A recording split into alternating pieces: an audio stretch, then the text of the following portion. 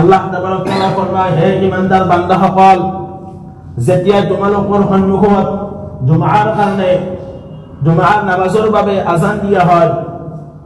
ফাসআউ ইলা যিকৰিল্লাহ, আল্লাহৰ ইবাদতৰ বাবে,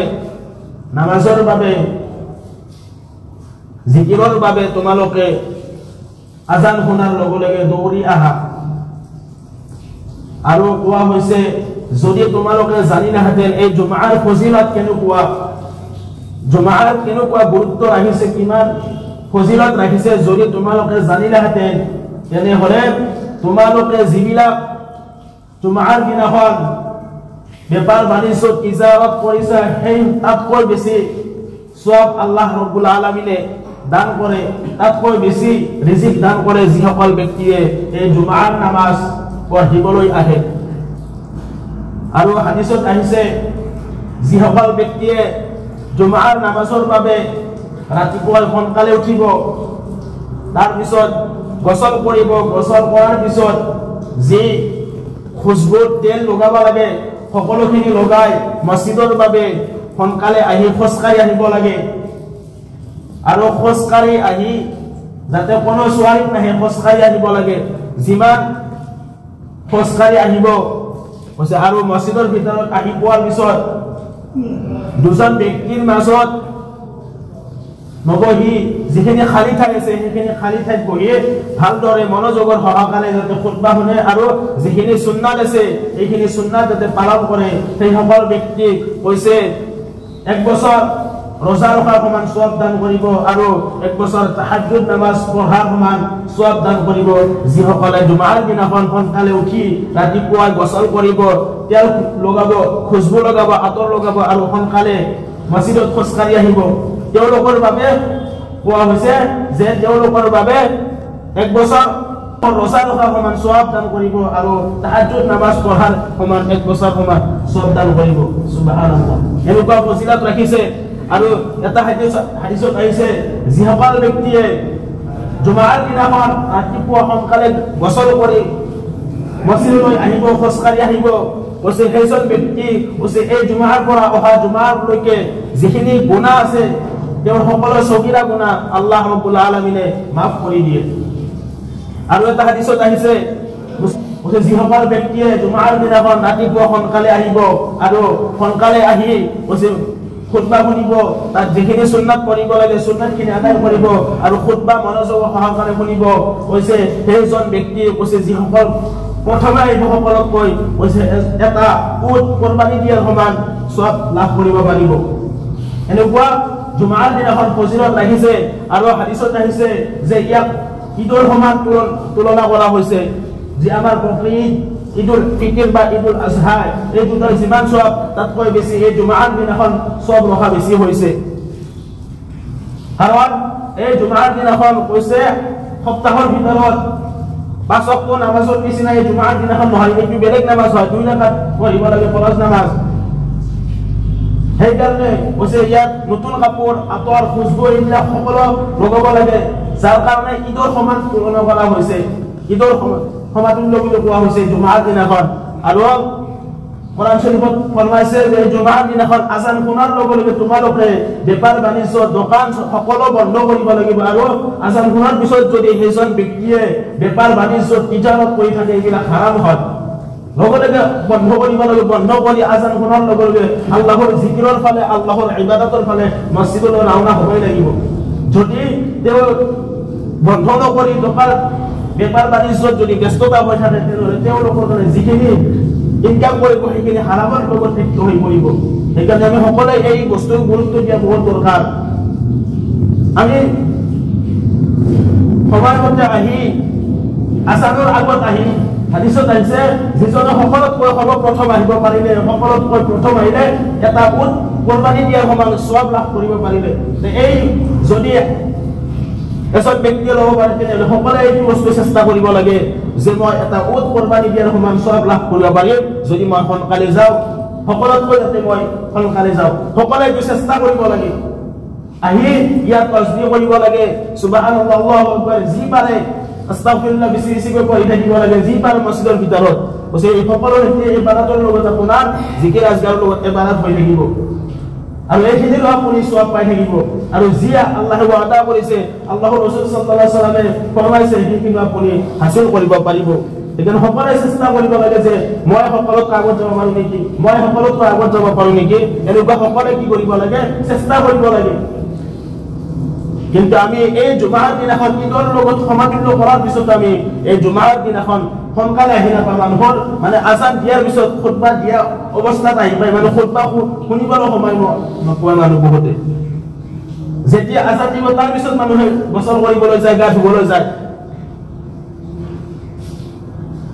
সেইদিনাখন পাৰিলে কমসে কম যাৰ যি কাম থাকে পাৰিলে সেইদিনাখন বন্ধ কৰিব লাগে আৰু সোনকালে আহিবলৈ চেষ্টা কৰিব লাগে যদি বন্ধ কৰিব নালাগে নোৱাৰে তেনেহলে আজানৰ আগত 5 মিনিট 10 মিনিট আগত 20 মিনিট আগত ক'বলৈ বন্ধ কৰি গোসল কৰি এই মছজিদলৈ ৰাওনা হ'ব লাগে আৰু আজান দিয়াৰ পিছত সুন্নাত পঢ়িব লাগে জিকিৰ আজকাৰ কৰি থাকিব লাগে সেই সকলোবোৰ আল্লাহৰ কি কৰিব আমল নামাত আপোনাৰ আমল নামাত লিখি থৈ দিব আৰু হাসাৰ ময়দানত আপুনি এইখিনি আপোনাৰ আমল নামাত দেখিবলৈ পাব যেতিয়া হাসাৰ ময়দানত আল্লাহ ৰাব্বুল আলামিনে আমল নামা সকলোৰে দেখুৱাই দিব তেতিয়া এইখিনি সওয়াব আপুনি তাত দেখিবলৈ পাব কেতিয়াও বিফলে নাছে যেতিয়া আপুনি সোনকালে আহিব ইয়াত আস্তাগফিৰুল্লাহ পঢ়ি থাকিব দুৰুদ শৰীফ পঢ়ি থাকিব জিকিৰ কৰি থাকিব আল্লাহ আল্লাহ এনেকুৱাকৈ জিকিৰ কৰি থাকিব লা ইলাহা ইল্লাল্লাহ আল্লাহু আকবাৰ এনেকুৱা জিকিৰ কৰি থাকিব এইখিনি সওয়াব হাসাৰ ময়দানত কিয়ামতৰ দিনাখন আপুনি দেখিবলৈ পাব হয়তো এইখিনি জৰিয়াই আপুনি হয়তো নাজাত পাব পাৰে সেইকাৰণে আমি সকলোৱে চেষ্টা কৰিব লাগে যে জুমাৰ দিনাখন কমসে কম জুমাৰ দিনাখন আমি সোনকালে আহিবলৈ চেষ্টা কৰিব লাগে আৰু আল্লাহ তাবাৰাক তাআলা ফৰমাইছে ইন্নাল লাযিনা আমানু ওয়া আমিলুস সালিহাতি কানাত লাহুম জান্নাতুল ফিৰদাউসি নুজুলা নিশ্চয় যিসকল ব্যক্তিয়ে ইমানদাৰ আৰু নেক আমাল কৰিব তেওঁলোকৰ কাৰণে কৈছে জান্নাতুল ফিৰদাউসৰ মেহমান বনাই দিব সেইসকল ব্যক্তি যিসকল ব্যক্তিৰ ইমান থাকিব ইমানৰ হালাতত মৃত্যুবৰণ কৰিব আৰু নেক আমাল কৰিব কৈছে সেই সকল ব্যক্তিক কৈছে জান্নাতুল ফিৰদাউস সকলোতকৈ ডাঙৰ জান্নাত হৈছে জান্নাতুল ফিৰদাউস আৰু সেই জান্নাতুল ফিৰদাউস আপোনাক মেহমান বনাই দিব অৰ্থাৎ তাত স্থান হ'ব আপোনাৰ মুখ যদি আমি ইমানৰ সৈতে মৃত্যুবৰণ কৰোঁ আৰু নেক আমাল কৰোঁ সাহাবাসকলে ইমানৰ কাৰণে বহুত মেহনত কৰিছে কিন্তু আপুনি মই ইমানত কষ্ট নকৰাকৈ আমি ইমানৱালাৰ ঘৰত জন্ম পাইছো সকলোতকৈ ডাঙৰ নিয়ামতৰ ভিতৰত নিয়ামত হৈছে যে আপুনি মই উম্মতে মুহাম্মাদীৰ আৰু আপুনি মই কি কৰিছো ইমানৱালাৰ ঘৰত জন্ম লৈছো এই ইমানৱালাৰ হৈ জন্ম লোৱাটো সকলোতকৈ ডাঙৰ নিয়ামত বুলি কোৱা হৈছে মুফাসসিৰিন সকলে লিখিছে ইন্নাল লাযিনা আমানু এই আমানৰ লগত তিনিটামান মুফাসসিৰিন সকলে লিখিছে তাফসীৰত যে তাৰ ভিতৰত সকলোতকৈ নিয়ামত হৈছে যে আপুনি মই ইমানৱালাৰ ঘৰত জন্ম লাভ কৰিব পাৰিছো কিন্তু সাহাবাসকলে এই ইমানৰ কাৰণে হযৰতে আবু হুৰায়ৰা ৰাদিয়াল্লাহু তাআলা আনহুৰ আম্মা যেতিয়াই ইসলাম গ্ৰহণ কৰা নাছিল ইমানত দীক্ষিত হোৱা নাছিল তেতিয়াই হুজুৰ সাল্লাল্লাহু আলাইহি ওয়াসাল্লামৰ কথা কোৱা হৈছিল হযৰতে আবু হুৰায়ৰা ৰাদিয়াল্লাহু তাআলা আনহু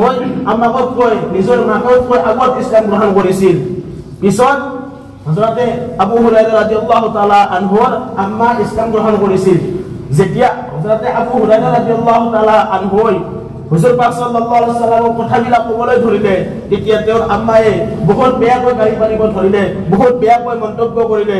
নানান ধৰণৰ অপবাদ দিবলৈ ধৰিলে তেতিয়াই হযৰতে আবু হুৰায়ৰা ৰাদিয়াল্লাহু তাআলা আনহু সহ্য কৰিব পৰা নাছিল আৰু কিন্তু হালাকে তেওঁৰ মাতৃও হয় কিন্তু হুজুৰ পাক সাল্লাল্লাহু আলাইহি ওয়াসাল্লামৰ আশিক আছিল ডাঙৰ সাহাবী আছিল তথাপিও মাতৃৰ খাতিৰত নিজৰ মাকৰ খাতিৰত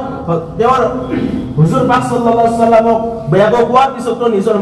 মাকৰ খাতিৰত আকো কৰিব পৰা নাছিল আৰু লিখিছে যে যদি মোৰ আম্মা নহলহেঁতেন যদি বেলেগ মানুহ হলহেঁতেন তেনেহলে মই সেই জায়গাত সেই মহিলাজনীক লগে লগে কতল কৰি দিলোহেঁতেন আল্লাহৰ নবী সাল্লাল্লাহু আলাইহি ওয়াসাল্লামক গালি পাৰাৰ কাৰণে কিন্তু মোৰ আম্মাৰ কাৰণে আম্মাৰ খাতিৰত নিজৰ মাকৰ খাতিৰত হযৰত আবু হুৰায়ৰা ৰাদিয়াল্লাহু তাআলা আনহু তেওঁক একো ক'ব পৰা নাছিল বৰদাস্ত কৰিছিল আৰু চকুৰ পানী ওলাইছিল লগে লগে আল্লাহৰ ৰাসূল সাল্লাল্লাহু আলাইহি ওয়াসাল্লামৰ ওচৰত গ'ল যোৱাৰ পিছত ক'লে যে হে আল্লাহৰ ৰাসূল সাল্লাল্লাহু আলাইহি ওয়াসাল্লাম আপোনাৰ কথা কোৱাৰ আগত যেতিয়া মই মোৰ আম্মাৰ আগত আপোনাৰ কথা কৈছিলো তেতিয়াই মোৰ আম্মায়ে এনেকুৱাকৈ বেয়া বেয়া মন্তব্য কৰিছে, এনেকুৱাকৈ বেয়া বেয়া কথা কৈছে, এনেকুৱাকৈ বেয়াকৈ গালি পাৰিছে, মই সহ্য কৰিব পৰা নাই। মই বেলেগ মানুহ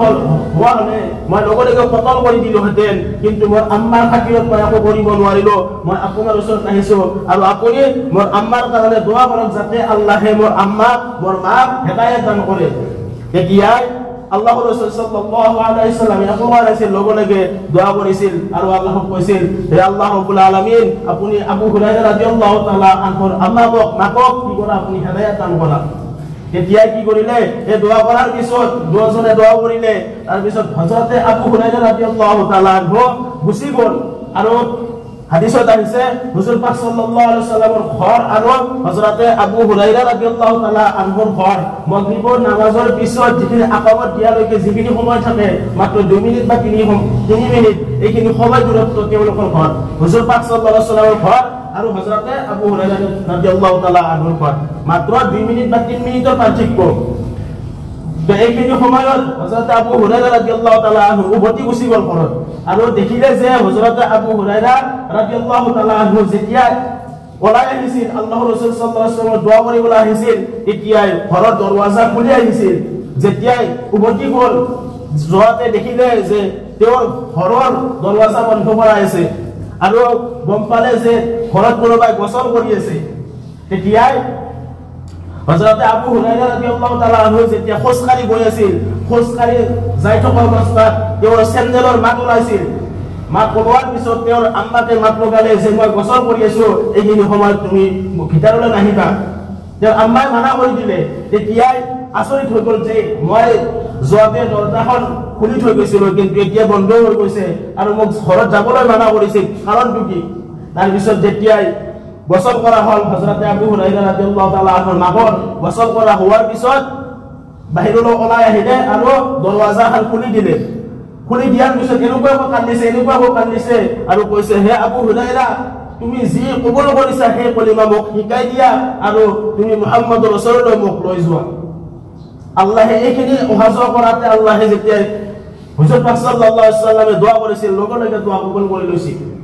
তেওঁলোকে বহুত কষ্ট কৰিব লাগিছিল ইমানৰ কাৰণে, কিন্তু আপুনি মই কোনো কষ্ট নকৰাকৈ ইমানৱালাৰ ঘৰত জন্ম পাইছো। কিন্তু আমাৰ এইটো গুৰুত্ব দিয়া বিষয় যে আমি ইমানৱালাৰ ঘৰত জন্ম লৈছো, কিন্তু মৃত্যুৰ সময়ত যাতে আমি ইমানৰ হালাতত মৃত্যু বৰণ কৰিব পাৰো, বেইমান হৈ যাতে আমি মৃত্যু হ'বলৈ নালাগে। আৰু যদি আমি বেইমান হৈ যদি মৃত্যুবৰণ কৰো, তেনেহলে আপোনাৰ মোৰ হাছৰ নাছৰ কেনেকুৱা হ'ব সেইটো যদি আমি এবাৰ ভাবি চাওঁ, তেনেহলে গম পোৱা যাব যে বেইমান হোৱাৰ পিছত কিমানখিনি শাস্তি লাগিছে। আৰু যদি আমি ইমানৰ হালাতত মৃত্যুবৰণ কৰো, তেনেহলে জান্নাতুল ফিৰদাউছৰ মেহমান বনাই দিবা আপোনাক। এনেকুৱা জান্নাতুল ফিৰদাউছৰ মেহমান হ'বলৈ হ'লে আমি এই দুনিয়াৰ বুকুত থাকোতে ইমানৰ হালাতত থাকিব লাগিব, মৃত্যুৰ সময়লৈকে ইমানৰ হালাতত মৃত্যুবৰণ কৰিব লাগিব আৰু নেক আমাল কৰিব লাগিব। ইন্নাল লাযিনা আমানু ওয়া আমিলুছ সালিহাত, নেক আমাল কৰিব লাগিব, তেতিয়াহে আমি জান্নাতুল ফিৰদাউছৰ মেহমান হ'ব পাৰিম। অন্যথা যদি আমি বেইমান হৈ মৃত্যুবৰণ কৰো, নেক আমাল নকৰো, তেনেহলে আমি সেই জান্নাতুল ফিৰদাউছৰ মেহমান হ'ব নোৱাৰিম। সেইকাৰণে আমি দুনিয়াত থাকোতে আল্লাহ ৰাব্বুল আলামিনে আপোনাক মোক সকলোকে পঠাইছে যে যি উদ্দেশ্যলৈ পঠাইছে, অকল আমি খোৱা লোৱা পিন্ধাৰ কাৰণে আল্লাহে আপোনাক মোক পঠোৱা নাই, তাৰ লগত যিখিনি আমাৰ জৰুৰত সেইখিনি আমি পূৰণ কৰিবই লাগিব। আৰু আল্লাহে যিটো উদ্দেশ্যলৈ আপোনাক মোক পঠাইছে সেইখিনি উদ্দেশ্য আমি পূৰণ কৰিব লাগিব। নহলে হাছাৰ ময়দানত কিয়ামতৰ দিনাখন সকলো আমলনামাক আপোনাৰ মোৰ সন্মুখত যেতিয়াই দেখুৱাই দিব, তেতিয়াই গম পোৱা যাব যে কেনেকুৱা পৰিস্থিতি আল্লাহে দুনিয়াৰ বুকুত পঠাইছে। তেতিয়াই আমি আফসোস কৰিম যে আমি দুনিয়াত থাকোতে কিয় ভাল কাম নকৰিলো। তেতিয়া আল্লাহৰ ওচৰত আমি আৰু ক'বলৈ বিচাৰিম যে আল্লাহ, আপুনি আমালোকক আৰু দুনিয়াৰ বুকুত পঠাই দিয়া, আমি এইবাৰ যাই আৰু ভাল কাম কৰিব বিচাৰিম। তেতিয়া আল্লাহৰ কোনো উত্তৰ দিব আৰু সেইদিনাখন আপোনাৰ মোৰ কথা নচলিব, মাত্ৰ আল্লাহৰ কথা চলিব, আল্লাহৰ হুকুম চলিব, আল্লাহে যি হুকুম কৰে সেয়া ফাইছলা হ'ব। যদি আল্লাহে জান্নাতৰ কাৰণে ফাইছলা কৰে জান্নাতত যাব পাৰিম, আৰু যদি জাহান্নামৰ কাৰণে ফাইছলা কৰে সেইদিনাখন আমি জাহান্নামত যাব লাগিব। সেইদিনাই আপোনাৰ মন প্ৰশ্ন নচলিব। কিন্তু আজি দুনিয়াত আপোনাৰ মন সকলোৰে প্ৰশ্ন কৰিব বিচাৰো, নানান ধৰণৰ প্ৰশ্ন কৰিব পাৰো, যে নামাজ পঢ়িলে কি পাম, ৰোজা ৰাখিলে কি পাম, এনেকুৱা বহুত প্ৰশ্ন কৰিব পাৰো। কিন্তু সেইদিনাখন আল্লাহৰ ওচৰত কোনো প্ৰশ্ন কৰিব নোৱাৰিব, একমাত্ৰ আল্লাহৰ প্ৰশ্ন চলিব। আল্লাহে যি ফাইছলা হয় সেয়াই আপোনাৰ মোৰ কাৰণে সৌভাগ্য হ'ব। সেইকাৰণে আমি দুনিয়াত থাকোঁতে যাতে আল্লাহক চিনো আৰু আল্লাহৰ ৰচুলক যাতে আমি চিনো, আল্লাহৰ ৰচিলা যাতে আমি সকলোৱে মজবুতেৰ সৈতে ধৰি ৰাখো, তাৰ কাৰণে আমি সকলোৱে চেষ্টা কৰিম ইনশাআল্লাহ।